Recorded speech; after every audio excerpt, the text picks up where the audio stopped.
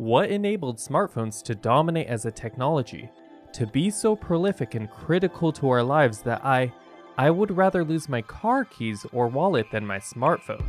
The answer to this question isn't a simple one-liner, but rather it's a combination of answers. App development, wireless internet, carrier networks, Steve Jobs' brilliant marketing, though I would argue the most important contributor was the seamless combination of different functions and technologies into a single package. In this episode, we're going to explore the most distinctive feature of the smartphone's merging of technologies, the touchscreen display.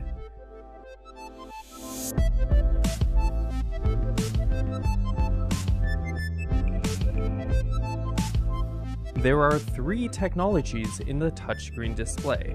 These technologies are combined all on top of each other. When you felt and used a smartphone for the first time, you just knew that you were holding something revolutionary, something different from all previous phones. These were not new technologies. Many devices used a tactile interface, and color displays had already been the standard for most phones.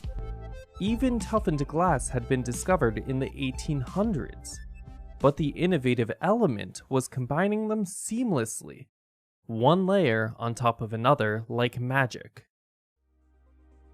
Okay, so let's get into the layers of a touchscreen display. On the top we have the protective glass.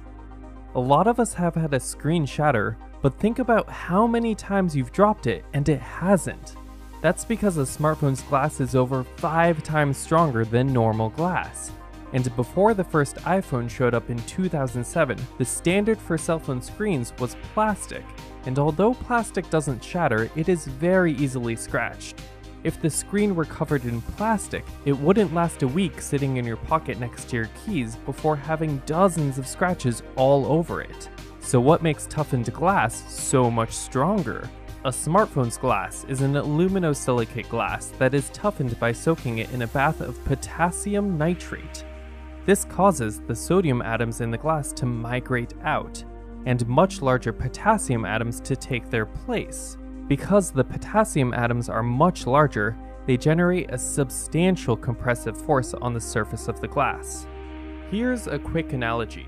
Imagine filling the backseat of a car with 3 average-sized people. They fit snugly, but if you push them, they're still able to move. Now replace those 3 people with 3 football linebackers. Those linebackers are just flat out stuck, unable to move. It would take much more force to move those linebackers from their seats. This is the fundamental concept behind what makes toughened glass special.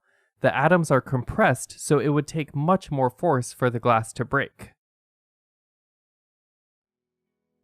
Below the toughened glass is a projected capacitive touchscreen that senses the presence and location of conductive materials such as your fingertip.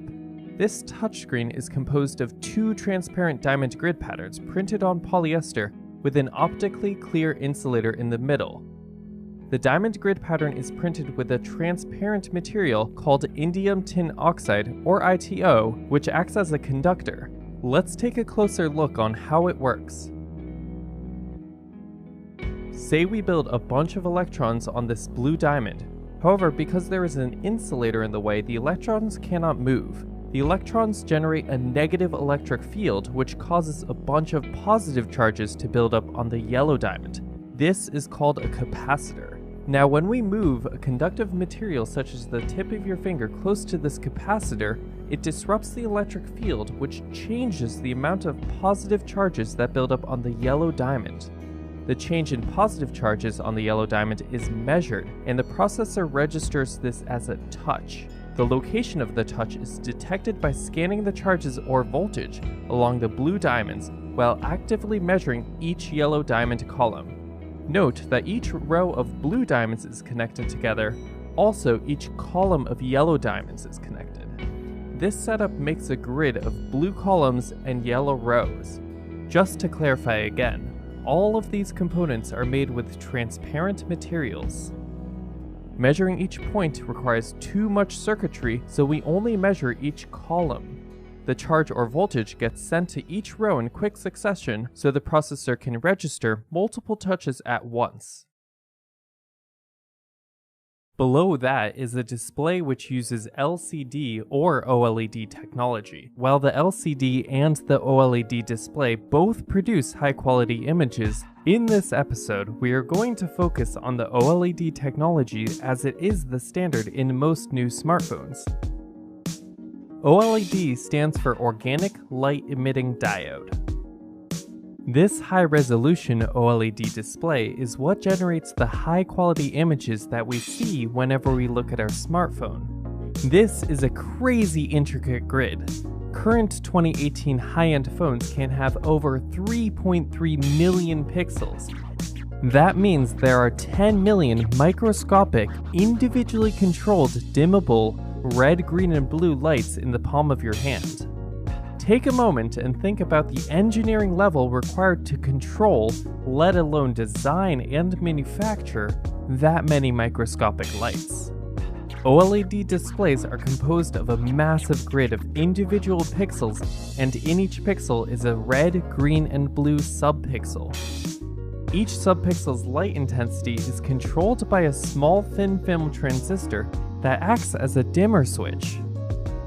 There are many layered structures in each subpixel. However, explaining the function of each layer will have to be saved for a future episode. Photons are produced in the subpixel by electrons that are driven from the negative to the positive terminal. When they pass through this middle layer here, called the emissive layer, photons are emitted through a release of energy.